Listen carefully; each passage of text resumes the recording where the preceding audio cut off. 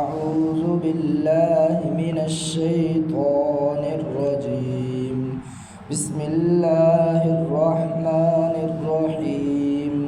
يسألونك عن الشهر الحرام قتال فيه قل قتال فيه كبير وصد عن سبيل الله وكفر به والمسجد الحرام وإخراج أهله منه أكبر عند الله والفتنة أكبر من القتل ولا يزالون يقاتلونكم حتى يردوكم عن دينكم إن استطاعوا ومن يرتد منكم عن دينه فيمت وهو كافر فأولئك حبطت أعمالهم في الدنيا والآخرة وأولئك أصحاب النار هم فيها خالدون.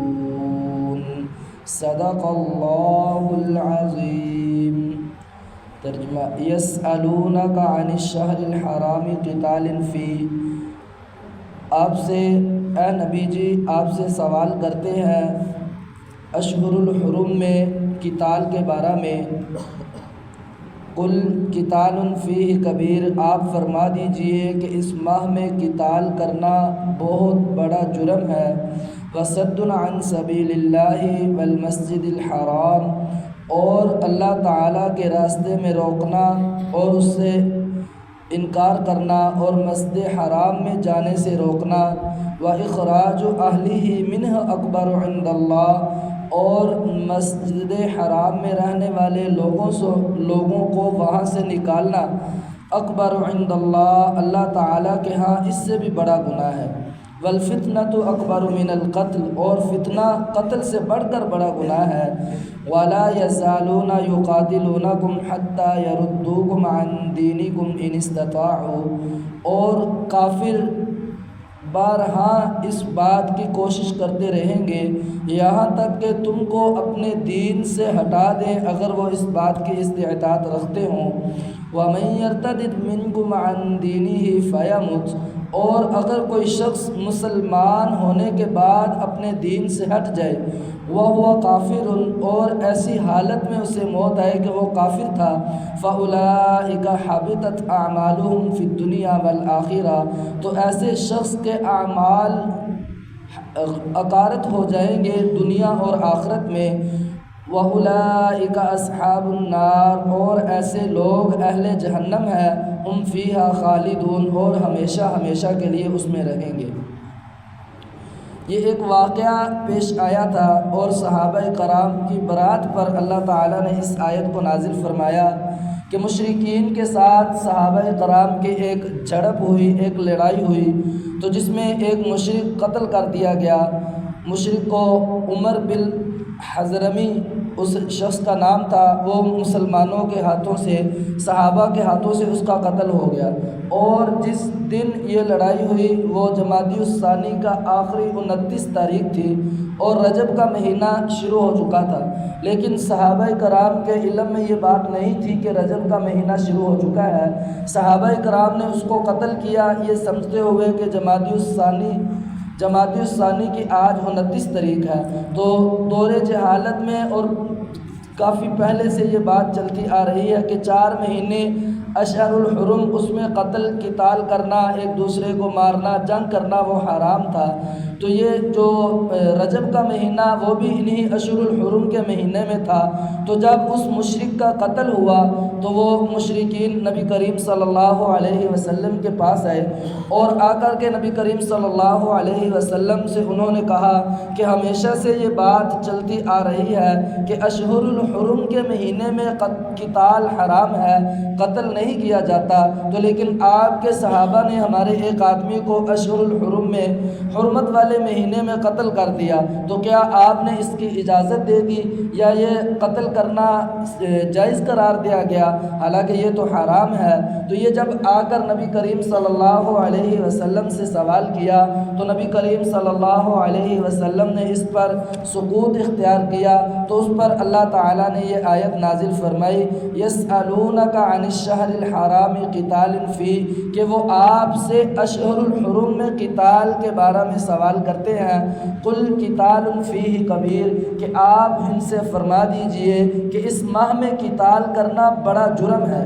تو اس سے جرم تو ہے، لیکن جو صحابہ کرام ہیں وہ اس چیز سے بری الذمہ ہے۔ پہلی یہ وجہ کہ صحابہ کرام کو اس بات کا علم نہ تھا کہ رجب کا مہینہ شروع ہو چکا، اور دوسری یہ کہ اس وقت تک قرآن پاک میں کوئی ایسا فیصلہ نہیں آیا تھا۔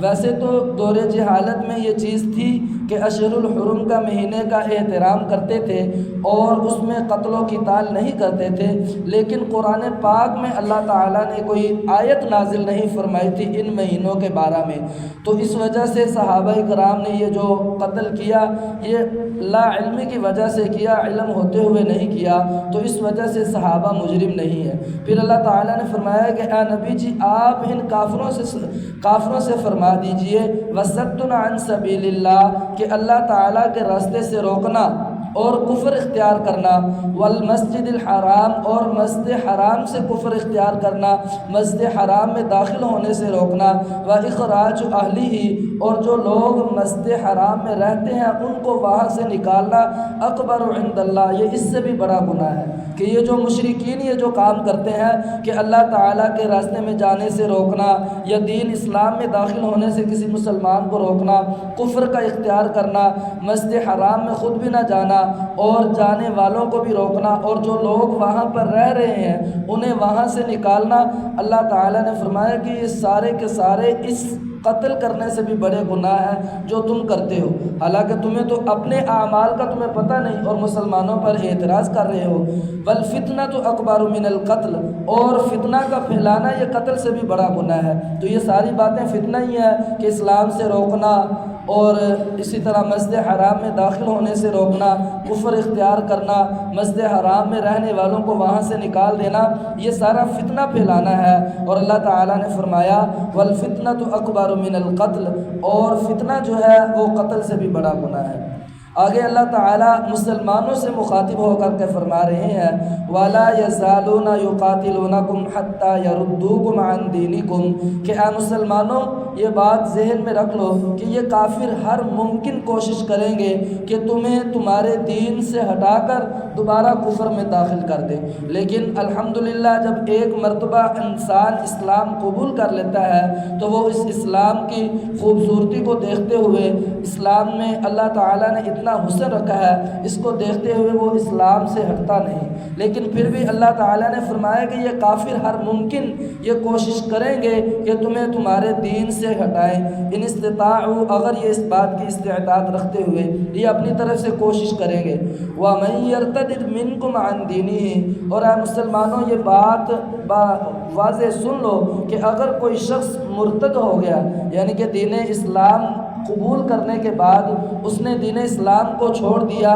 کافروں کی باتوں میں آ کر کفر اختیار کر دیا، فیمت، اور وہ اسی حالت میں اس کو موت آ گئی، کفر کی حالت میں، اسلام قبول کرنے کے بعد کفار کی باتوں میں آ کر اس نے اسلام کو چھوڑ کر کفر اختیار کر لیا، فیمت، اور وہ ایسی حالت میں اس دنیا سے چلا گیا، وَهُوَ کافر، تو وہ شخص کافر ہے، فَأُولَئِكَ حَبِطَتْ أَعْمَالُهُمْ فِي الدُّنْيَا وَالْآخِرَةِ، کہ اس کے سارے اعمال ضائع ہیں دنیا اور آخرت میں، جو بھی اس نے دنیا میں رہتے ہوئے اعمال کیے ہوں گے وہ سارے کے سارے ضائع ہو جائیں گے، وَأُولَئِكَ أَصْحَابُ النَّارِ، اور ایسا شخص اہل جہنم کے ساتھ ہوگا، ہم فیہا خالدون، اور ہمیشہ ہمیشہ کے لیے وہاں پر رہے گا۔